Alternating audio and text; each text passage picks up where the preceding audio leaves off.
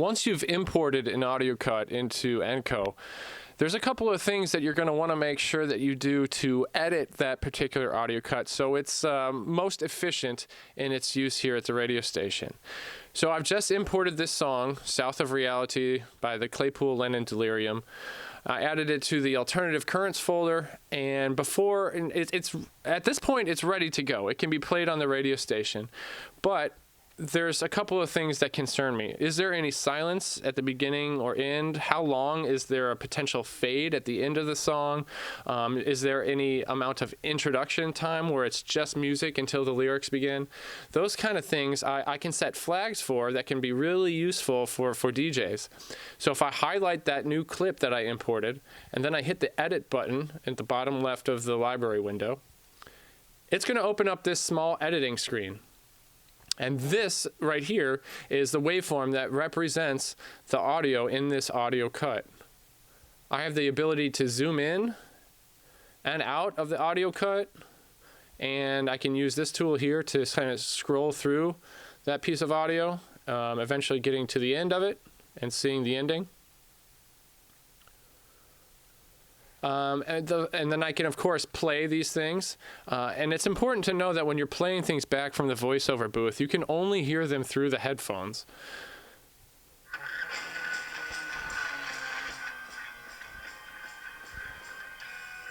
So I'm trying to blast that music through the headphones, but you probably heard a little bit of it. But what I need to do is set what's called heads and tails for a couple of different items within this audio cut. The first, which comes up by default here in blue where it says head and tail, that's head and tail for the audio itself. It's determining at what point in this audio track am I going to begin playing.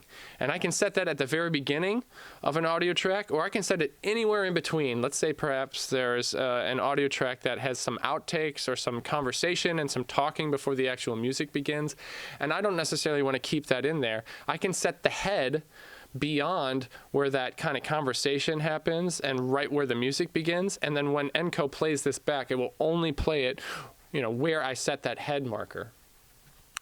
So what I'm going to do is zoom in here at the beginning, and you notice the head is placed over here by default at the beginning of the audio track, but there's all this silence here. So I can move the head up to where the music actually begins. And I can do the same thing when I go over to the end of the audio track. Zoom out a little bit so we can see it.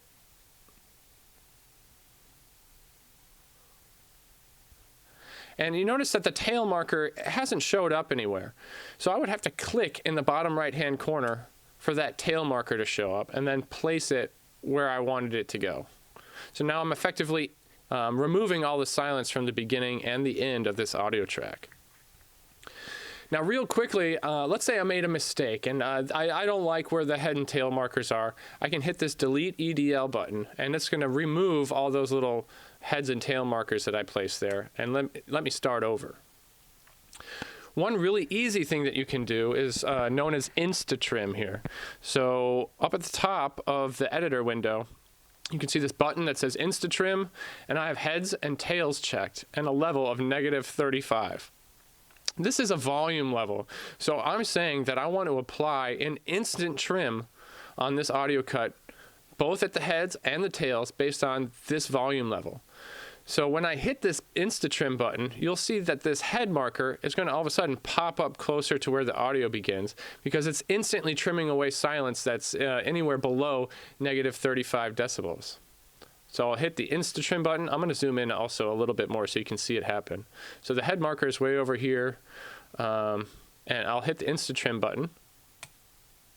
And see that? It automatically pops over there. And if I zoom out a little bit and go towards the end, then it's placed my tail marker. It's trimmed it right to where the last of that little bit of audio is.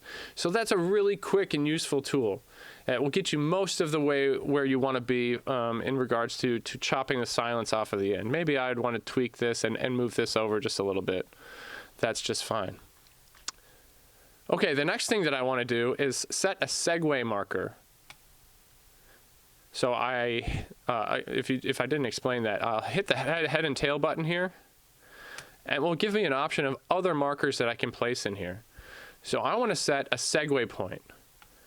And the segue point is going to give me, again, another head and a tail. It's going to tell me exactly when the head is going to mark where an audio track is going to begin to fade, and the tail is going to be exactly when the audio track is going to be completely gone. Additionally, the head marker is going to not only begin the fade out, but it's also going to trigger the next element in my playlist within Enco. So there's sort of like a smooth overlap there. And what I can do, instead of like clicking in the upper left to get my head marker and clicking in the bottom right to get my tail marker, I can do what's called rubber banding with my mouse. And say I know that this is where I want the audio track to end. So I click and hold. And I know this is where I want my audio track to begin to fade. And then I can just release, and it will set my heads and tails for me. So this is the point in which the segue is going to begin and the next element is going to be triggered. And this is when this current audio track is finally going to fade completely out. So I've effectively customized this segue transition for this one particular audio track.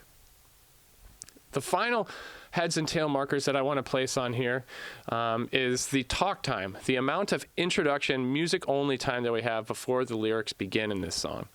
So I'll change again by hitting this segue button and choosing talk time. And I know that talk time is going to be at the beginning of the track. So I'm going back to the beginning and maybe zooming out a little bit because potentially there's quite a bit of an intro time here. And what I can do is just listen to the song by hitting play.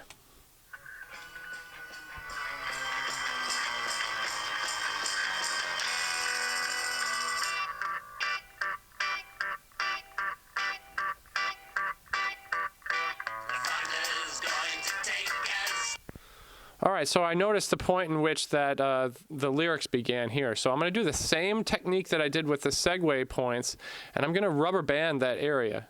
So selecting here and going all the way back to right where the audio begins. And it's going to set a head and a tail for the talk time. And what this is going to do, it's so great, is when a DJ plays this song in Presenter, that small play button that's next to the audio cut in the active playlist is now going to have its own unique countdown just for the introduction time of this one particular song. So DJs can take a look at that and take note of it while they're doing their talk set, and they can, very easily understand at what point the lyrics are going to kick in, and they can have a really smooth sort of talk segment going into the next song. So those are the three things that we're worried about in the editor. We want to set heads and tails, segue points, and talk times with every single musical cut that goes into Enco. And then at which point we need to save our progress. Save, and then save again. So now all those different markers are set for that particular audio cut, and if I cut out any silence on either side, then the actual length of the audio cut would have changed. But those are the essential tools that you need to be concerned with editing an audio cut after it's been imported into Enco.